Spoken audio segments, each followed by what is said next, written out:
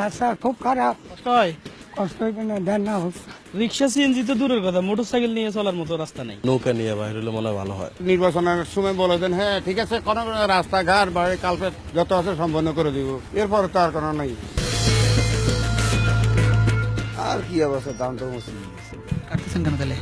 কাটতে যখন ধুয়ে তো যাইতে পারি না, নিজে তো মনে তো মানেন না। 120 শতক সম্পত্তি পানিতে নিচে আছে। খাওয়ার মতো আবার আল্লাহ চতুরা পাল্লাই। আগে আমরা ধান পেতাম প্রতি ঘন্টায় 5 মন বা 6 মন, এখন তো দেখা যাচ্ছে কি ওইখানে 1 মন পাওয়াটা মনে টাফ হয়ে যাবে। 20 বছর পরে এই ধরনের ঘটনা হয়ে গেছে, এ পর্যন্ত কেউ খোঁজ খবর নেয় না।